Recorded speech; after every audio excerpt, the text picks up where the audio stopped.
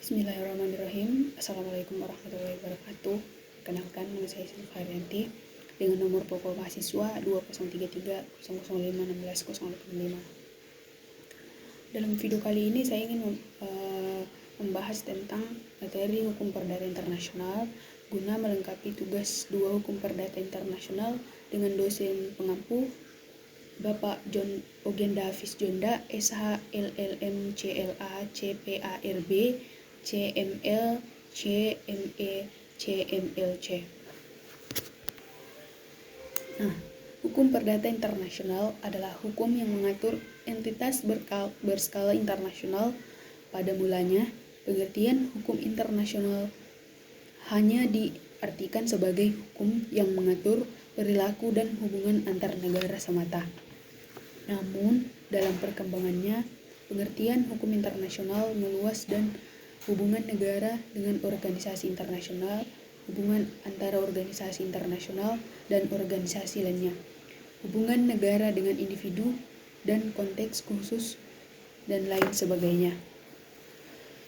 Selain dari pengertian hukum perdata internasional, adapun sumber hukum perdata internasional yaitu yang pertama undang-undang, yang kedua traktat atau perjanjian, yang ketiga asas-asas hukum umum, yang keempat hukum kebiasaan, yang kelima jurisprudensi nasional maupun internasional, yang keenam doktrin hukum atau ajaran hukum umum.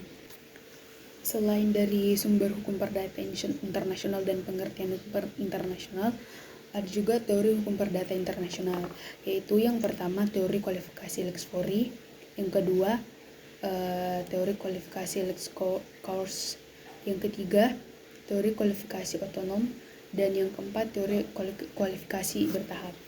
Nah, teori kualifikasi lex fori ini menurut hakim yaitu hukum material dari sang hakim adalah yang harus dipergunakan dalam kualifikasi ini. Sebagai contoh misalnya dihadapkan kepada istilah perjanjian perkawinan, domisili, dan tort, maka istilah tersebut didefinisikan dan diinterpretasikan berdasarkan hukum materi dan hakim itu sendiri. Beberapa tokoh penganut teori ini adalah Bertin yang berkebangsaan Prancis dan Franz Kant dari Jerman.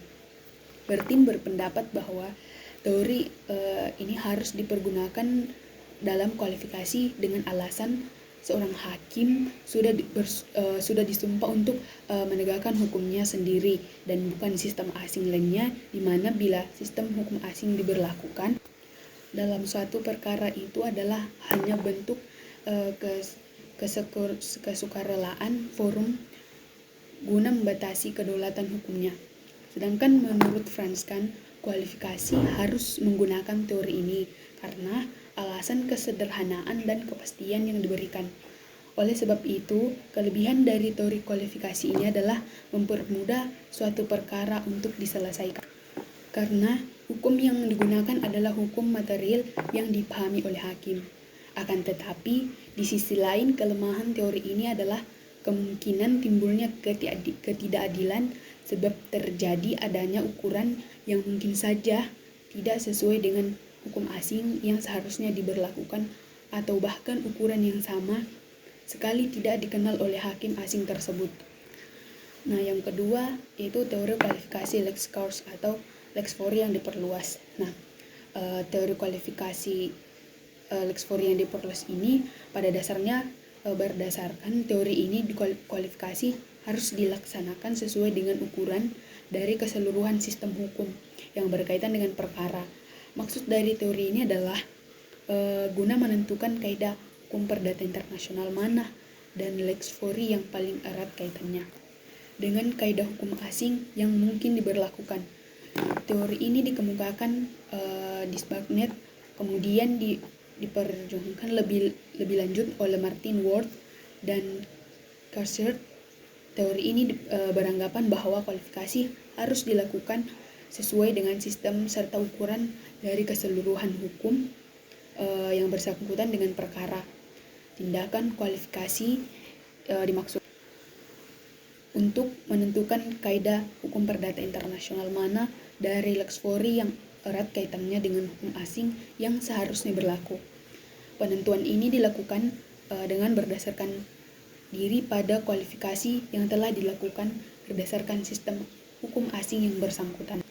Nah, yang ketiga yaitu teori kualifikasi bertahap. Teori kualifikasi bertahap ini adanya keberadaan teori terhadap teori Lex Corse menyebabkan munculnya teori kualifikasi berikutnya yaitu teori kualifikasi bertahap. Alasan keberadaan tersebut terletak pada ketidaksetujuan bahwa tidak mungkin kualifikasi dilakukan Lex Corse atau menggunakan hukum yang seharusnya berlaku. Karena sesungguhnya hukum yang hendak diberlakukan itulah yang justru masih perlu ditentukan dengan bantuan proses kualifikasi.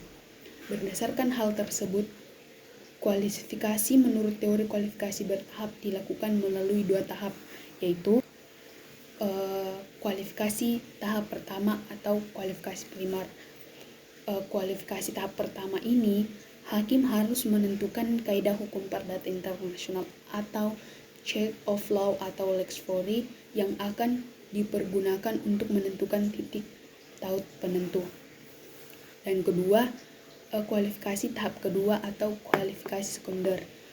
Kualifikasi tahap kedua ini dijalankan dengan sistem kualifikasi intern dikenal pada Lex Corse. Apabila diketahui hukum yang seharusnya diberlakukan itu adalah hukum asing, maka perlu dilakukan kualifikasi lebih jauh menurut hukum asing yang ditemukan itu. Nah, yang keempat, teori kualifikasi otonom. Teori kualifikasi otonom ini pada dasarnya bertitik tolak dari penolakan mereka terhadap asumsi yang melatar belakangi suatu kaidah hukum perdata internasional itu hanya hukum inter dari forum. Nah, sekarang kita masuk ke perbedaan hukum perdata internasional dengan hukum internasional. Hukum perdata internasional ialah keseluruhan kaidah dan asas hukum yang mengatur hubungan perdata yang melintasi batas negara. Dengan perkataan lain, hukum yang mengatur hubungan hukum perdata antara para pelaku hukum masing-masing tunduk pada hukum perdata atau nasional yang berlainan. Sedangkan hukum internasional mengatur hubungan antar negara, memberikan hak dan kewajiban kepada mereka, dan juga memuat ketentuan untuk situasi konflik dan perang. Demikian penjelasan saya tentang hukum perdata internasional. Kurang lebihnya mohon dimaafkan. Saya akhiri, wabillahi taufiq wal hidayah. Wassalamualaikum warahmatullahi wabarakatuh.